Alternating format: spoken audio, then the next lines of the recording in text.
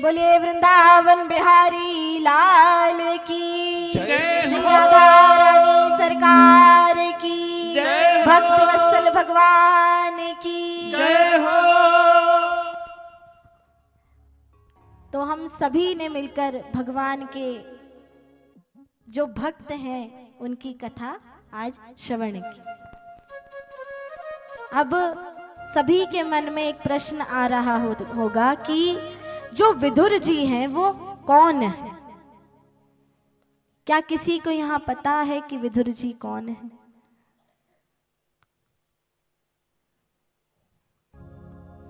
देखिए, कहा जाता है कि एक राजा थे, उनके महल में दो चार चोर घुस गए और जहां पर धन वगैरह रखा रहता है तो वहां जाकर चोरी कर ली। अब जब चोरी कर ली तो चोरी करके भागने लगे। राजा ने देख लिया तो सैनिकों को चोरों के पीछे भेजा। अब जब भेजा तो पीछे पीछे सैनिक और आगे आगे चोर। तभी भागते भागते एक ऋषि का आश्रम पड़ा। अब जो चोर थे, चोरी करी है तो कोई मामूली चोरी तो की नहीं होगी। खूब सारा पैसा, धन, सोना चांदी, हीरे जवाहरात चुरा के भाग रहे थे। अब इतना सब लेके भागा नहीं जाता, तो जो ऋषि का आश्रम पड़ा वहीं पर ही वो बोरियां पटक कर चोर भाग गए। अब जब चोर भाग गए तो जो सैनिक थे ऋषि के आश्रम में आए, तो सैनिकों को लगा कि जो ऋषि है वही चोर है। ऋषि को पकड़कर बंदी बनाकर महल में ले आए।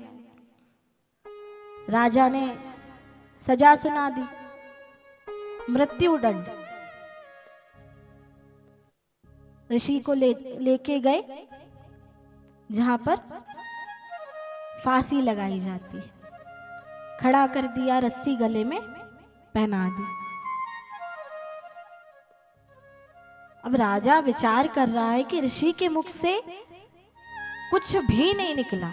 अगर चोर होता तो कहता कि मैंने चोरी नहीं की, परंतु ऋषि केवल मात्र भगवान का नाम ही जपे जा रहा है। तो राजा ने विचार किया कि ये कोई चोर नहीं है, ये संत महात्मा है। अब ऋषि को पुनः नीचे उतारा और उनसे पूछा कि ब्राह्मण देवता, अगर आपने चोरी नहीं की तो आपने बताया क्यों नहीं, कहा क्यों नहीं? मुझसे भूल हो गई है, मुझे क्षमा कर दीजिए। अब ब्राह्मण देवता तो वहां से चले गए, क्रोध भी नहीं किया। परंतु ब्राह्मण देवता गए कहां? यमराज के पास। और जैसे ही यमराज के पास गए तो प्रश्न किया कि मैंने जीवन भर भगवान की भक्ति की है, कीर्तन किया है, मुझे इतनी बड़ी सजा किस बात की मिल रही है? तो यमराज विचार करने लगा कि अब सिद्ध महात्मा है, अगर ये कह दिया कि भूल हो गई है, गलती हो गई है तो श्राप दे देंगे। यमराज ने कह दिया कि आपने बचपन में एक तितली को कांटा चुबा दिया था, उसी का दंड आपको अब मिला है। तो महाराज, कहा जाता है कि बचपन में की गई गलतियां, बचपन में किए गए भूल जो होते हैं उसे भगवान स्वप्न में ही दंड दे देते हैं। तो ऋषि को भी ये बात पता थी। ऋषि ने यमराज से कहा कि अगर मैंने ये दंड किया भी है, ये मैंने अपराध किया भी है, तो इसका मुझे पहले ही दंड स्वप्न में मिल ही गया हो। मतलब आपको ये भी ज्ञात नहीं था कि आप उधर फांसी पे चढ़ा किसको रहे, आपसे भूल हुई है। तो उन ऋषि ने यमराज को श्राप दिया कि आप दासी पुत्र बनकर विदुर जी के यहां पर जन्म लोगे। इस प्रकार से जो विदुर जी हैं वो पिछले जन्म में यमराज थे।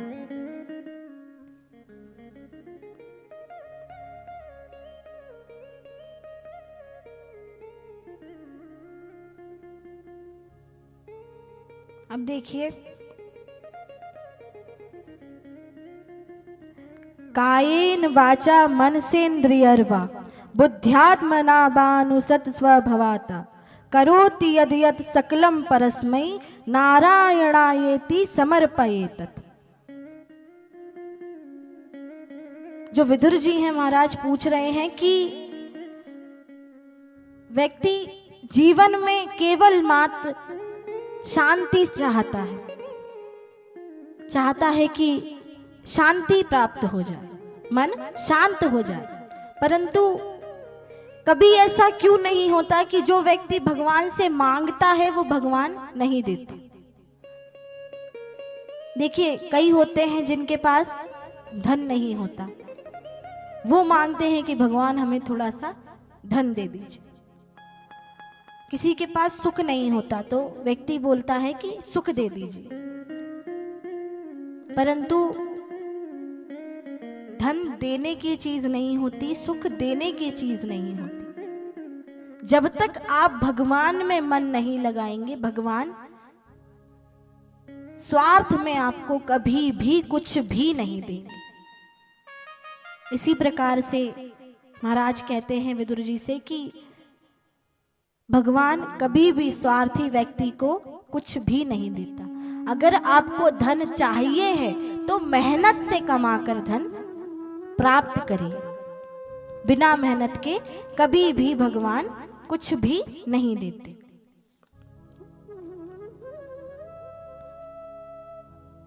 अब देखिए, कुछ समय बीतता गया, प्रलय आया।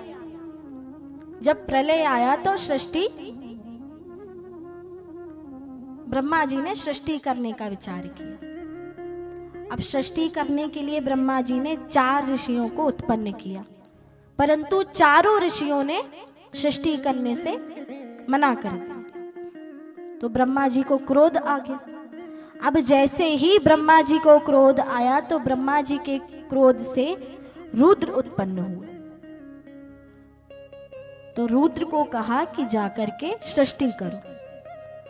अब जब कहा कि सृष्टि करो तो रुद्र जो थे वो सृष्टि करने लगे, भूत पिशाच प्रेत। तो ब्रह्मा जी ने वहीं पर रोक दिया, कहा कि सृष्टि करनी है परंतु इस प्रकार की सृष्टि नहीं करनी, पशु पक्षी जीव जंतर की सृष्टि करनी है।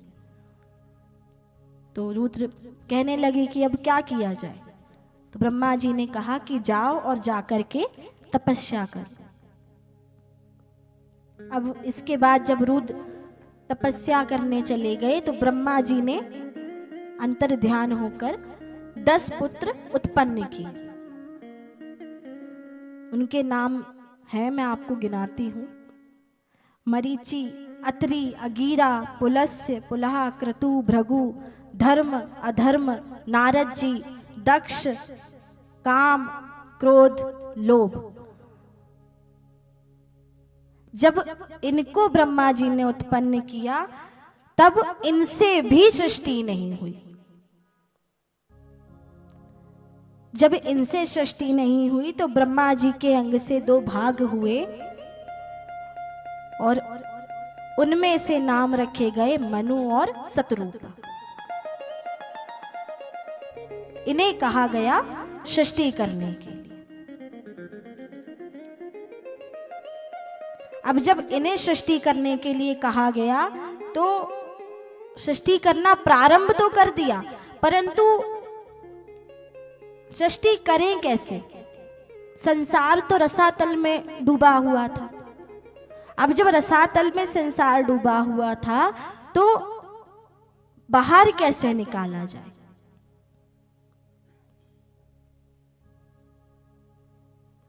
तब भगवान ने 12 अवतार लिया।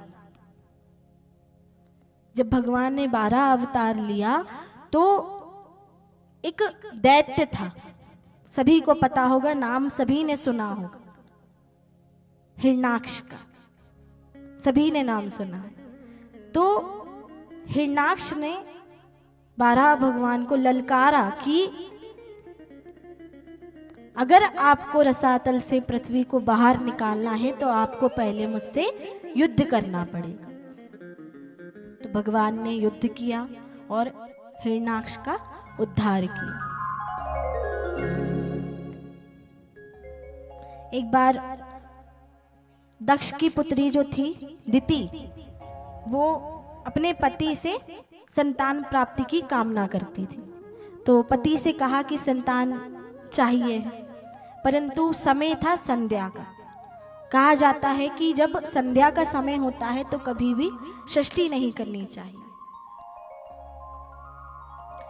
ऐसा घोर तमा बेला घोराणाम घोर दर्शना चरंती यस्याम भूतानि भूते शानुचराणि। कहा जाता है कि संध्या के समय 4 कार्य कभी नहीं करने चाहिए। अब वो 4 कार्य हैं सृष्टि, शयन, भोजन और अध्ययन। संध्या कालीन संप्रवर्ते कर्म चत्वारि वर्जेत अहरम मैथुनम निद्राम स्वाध्याय विशेषतः। अगर ये 4 कार्य कर लेते हैं तो अगर कोई व्यक्ति सृष्टि करता है तो उसकी जो संतान होती है वो दैत्य होती है। अगर कोई अध्ययन करता है तो उसकी बुद्धि विपरीत चलने लगती है। कोई शयन करता है तो उसके घर से लक्ष्मी जी चली जाती है। कोई भोजन करता है तो उसके घर विपत्ति आने लगती है।